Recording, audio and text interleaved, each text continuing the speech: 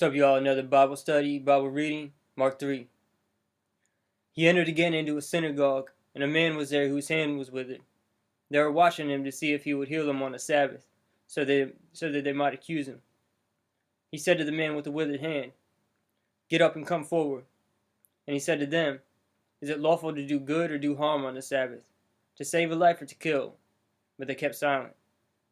After looking around at them with anger, grieved at their hardness of heart, he said to the man, "Stretch out your hand." And he stretched it out, and his hand was restored. Then the Pharisees went out and immediately began conspiring with the Herodians against him, as how they might destroy him. Jesus withdrew to the sea with his disciples, and a great multitude from Galilee followed, and also from Judea, and from Jerusalem, and from Idumea, and beyond the Jordan, and the vicinity of Tyre and Sidon. A great number of people heard all that he was doing and came to him. And he told his disciples that a boat should stand ready for him because of the crowd, so that they would not crowd him. For he had healed many, with the result that those who had afflictions were pressing around him in order to touch him. Whenever the unclean spirits saw him, they would fall down before him and shout, "You are the Son of God." And he earnestly warned them not to tell who he was.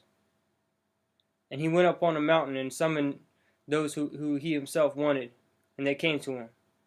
He appointed 12, so that they would be with him, and he could send them out to preach, and have authority to cast out demons.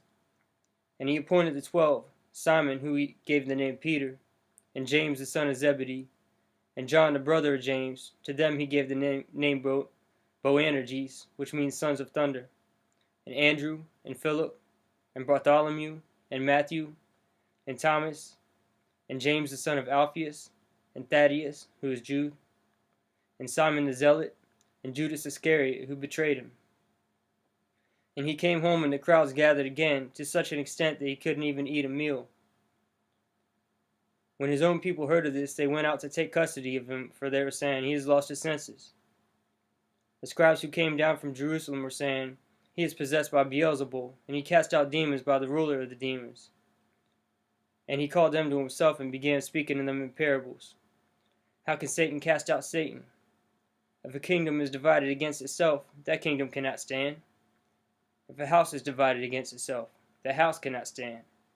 If Satan is risen up against himself and is divided, he cannot stand, but he is finished. But no man can enter a strong man's house and plunder his property, unless he first binds the strong man, then he will plunder his house." The strong man would be the demon. First you gotta bind the demon, then you can clean the person out, set him free. "Truly I say to you, all sins shall be forgiven the sons of men, and whatever blasphemies they utter.